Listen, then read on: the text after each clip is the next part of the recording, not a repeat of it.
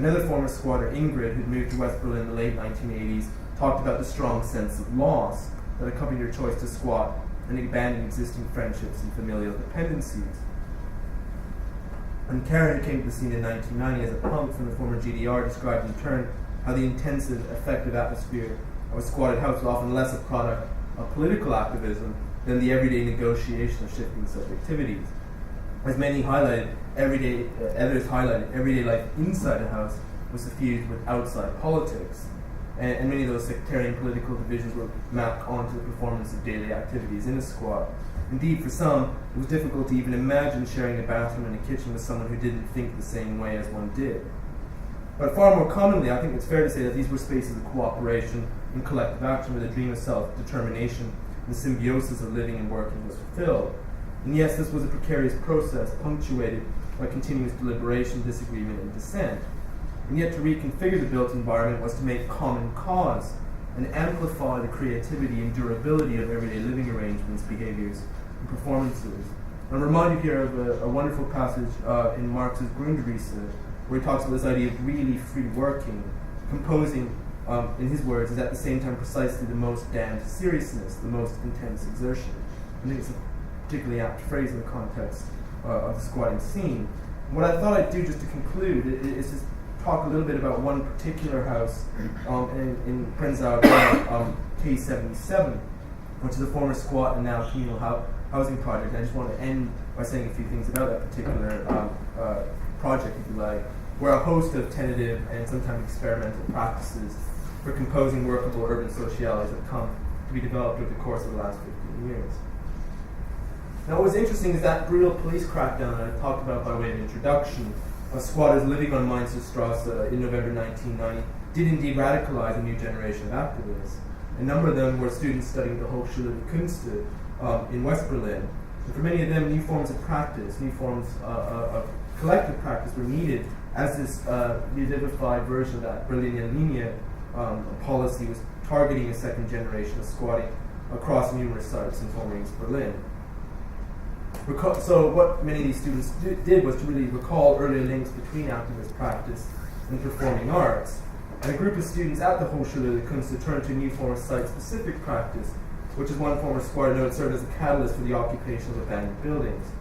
So on the 16th of December 1990, they occupied an empty apartment in Friedrichshain and turned spaces into a temporary gallery space. This was the first Mainzer art exhibition.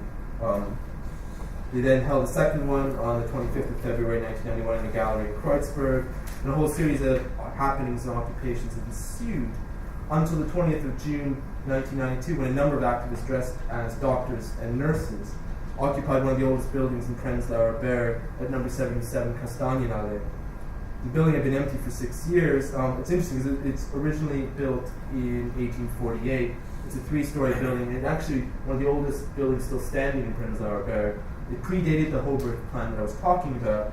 And we see from here it's actually built in an unusual 10-meter by 100-meter lot, which was unusual in the context of the Holberg plan, which came into fruition in 1862. The complex itself consisted of 3 houses. They were separated by 3 interior courtyards. And to squat here, as a group would later proclaim, was to respond to a medical emergency, and in their own words, save the heart of the house, dress and heal its wounds, and fill it with life. Now, the group that squatted this particular complex drew inspiration from the work of the German artist Joseph Beuys and his notion of social sculpture. And they deliberately really attempted to recast this act of squatting as what they referred to as a form of continuous performance or installation art. And Beuys became something of a sort of key figure for the group of activists that came to work and live in K77. It's perhaps not surprising that over the course of the summer of 1992, a number of varied performances, exhibitions, and installations were created.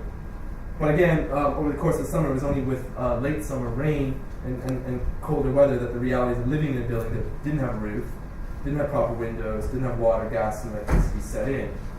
So very quickly, experimentalism shaded into pragmatism.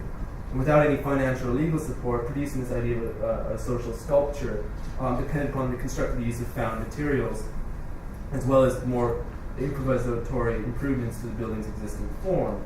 But they also wanted to secure legal status and more permanent residency, which they were able to attain in 1994.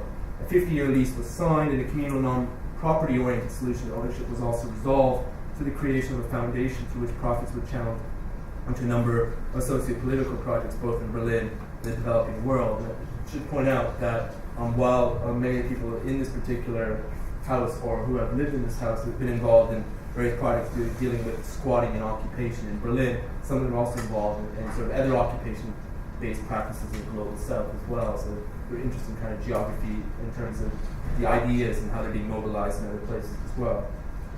And the foundation that's running K77 was also able to secure public funds via this structural self-help initiative, which was still running at this time in the 1990s. It's subsequently ended. But because they were able to gain some of the funds and through their own labor they were able to renovate the building, they adopted sustainable planning principles, recycled building materials were adopted, and strict conservation laws were followed. Just to end again, over 100 people have actually lived in K77. This is just a couple of recent photographs from 2009 since its initial reoccupation. 70% of this complex is devoted to living arrangements. The other 30% include a non-profit cinema, ceramics workshop, studio space, a homeopathic clinic, and as I found out last summer, also probably the best mini golf course in Berlin. They managed to construct it on the roof of this former squat. It was brilliant, actually. Also very dangerous for a number of reasons, quite obvious, I suspect. But what's interesting is how the core of the project remains this negotiation and transgression of boundaries, political, social, and cultural, and the creation of what Matthias Hayden, one of the original occupants of K77, has described as an architecture of what he calls self and co-determination. I think his description of the building is quite apt here, and he talks about how every 2 years the inhabitants sort out who wants to live where and in which constellation, so that the usage and interpretation of available spaces is constantly renewed. In the process-oriented planning and building stage, a broad variety of forms of participation came about. New spaces were largely laid out through flexible wall boards. Wall partitions were accordingly fitted with emissions. Light openings, room connections, or breaks in the wall were designed so that it could be closed and reopened at any time. It's also interesting how general issues regarding the ongoing redesign of K77 were discussed and had to be agreed on by all members of the House. And a great anecdote of how for many years the majority of people in the House wanted to get a washing machine, but one person vetoed it, and so as a consequence of that, they were never able to get a washing machine. The day she moved out, as she was moving out, there was a truck coming in and the washing machine came in. But let me end anyway. All I wanted to say really is the way in which we can think of K77 as a spatial manifestation of a much broader understanding of self-empowered space. And of course there are a number of other examples of precisely this in Berlin, sort of guerrilla Turkish gardens, different projects around situational architectures as well. But I think what is at stake here, and something that hopefully Paul and I can talk about a bit now, is really this relationship between the articulation of alternative rights to the city and different ways of appropriating not only public space but built form itself. And perhaps we can understand the practice of squatting as one important exemplar of commoning in the contemporary city. And whatever the case may be, I think what's interesting here is that we're not only talking about a particular configuration of architecture and performance, but a way perhaps of thinking about the possibility and the endless possibility of sort of revising it and rewriting the urban and what that possibility might mean for forging other different spaces in the city. And I'll end right there. Thank you.